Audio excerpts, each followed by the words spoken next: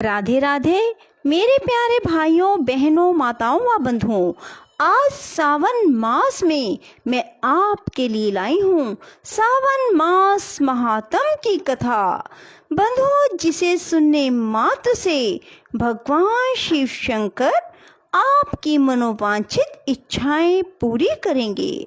बंधुओं, यदि आपने हमारे चैनल को अब तक सब्सक्राइब नहीं किया तो जरूर करें और बेल आइकन दबाना ना भूलें, ताकि आपको हमारी आने वाली सभी वीडियोस की जानकारी सबसे पहले हो सके।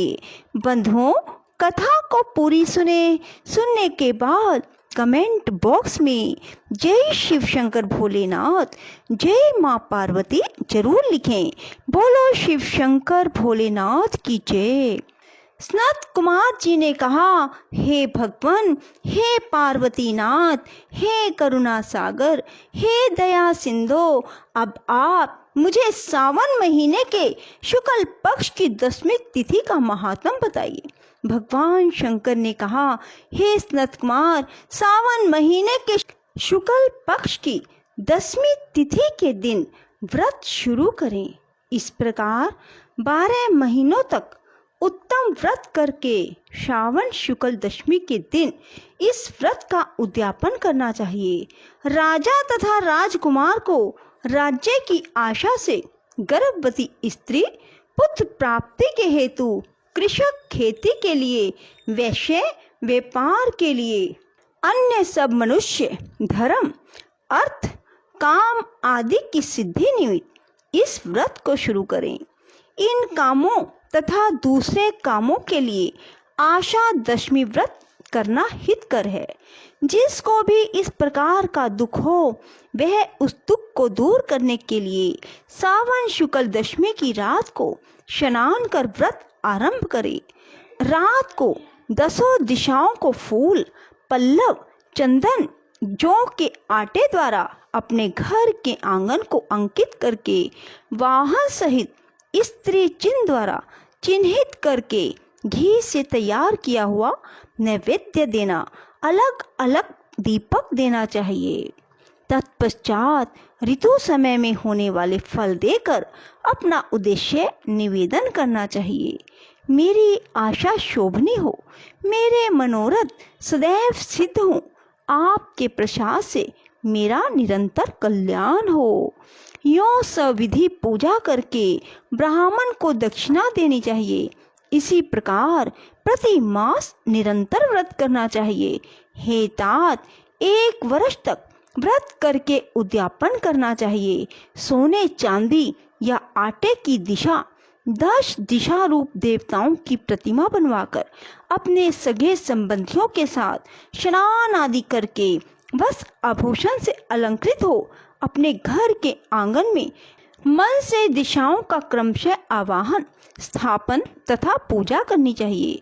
दिशाओं के तंत्र यह है, हे इंद्री, दिशा 10 दिशा रूप देवता, सुर तथा असुर नमस्कृत। इस संसार का स्वामी इंद्र आपके पास निवास करता है, ऐसे आपको नमस्कार है। हे आग्नेय, अग्नि देवता के रहने से आप आग्नेयी कही जाती हैं।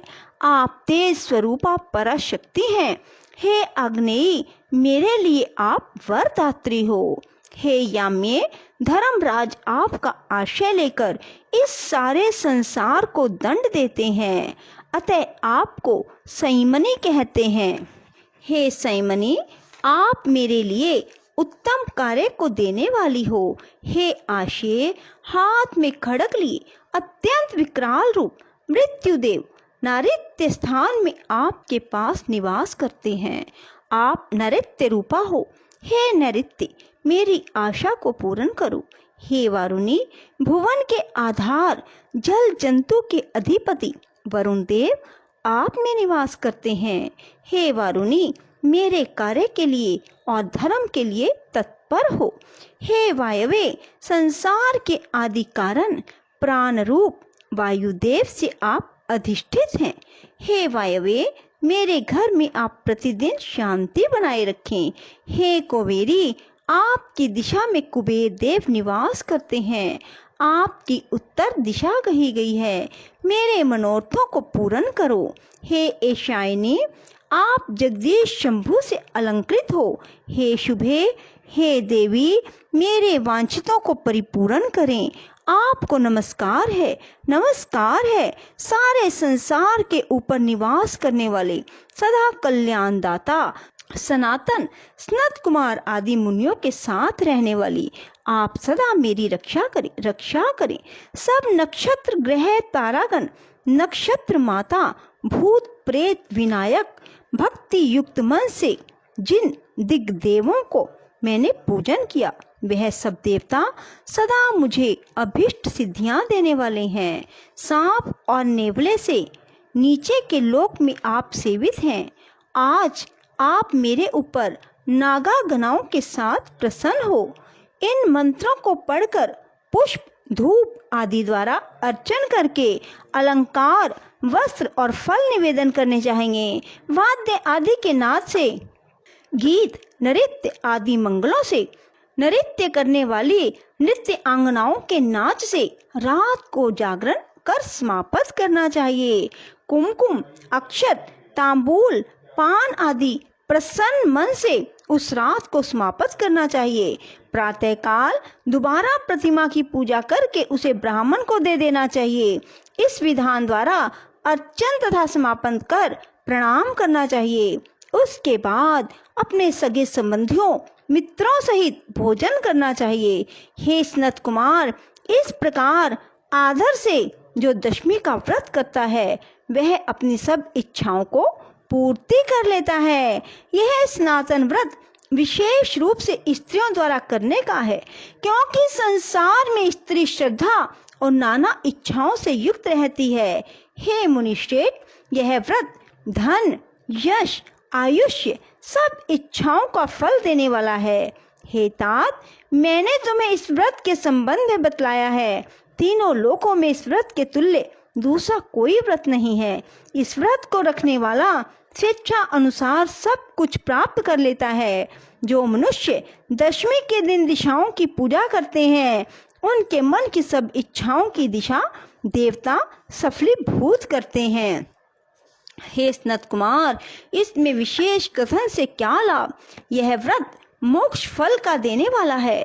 इसमें सोच विचार नहीं करना चाहिए। बस इतना कहना ही पर्याप्त है कि इस व्रत के तुल्य ना कोई व्रत आज तक हुआ है, ना कोई भविष्य में होगा। बोलो शिव शंकर भोलेनाथ की जय। राधे राधे, जय श्री कृष्णा। बंधुओं, यदि आपको हमारी वीडियो पसंद आए तो इसे लाइक करें और शेयर भी जरूर करें। धन्यवाद।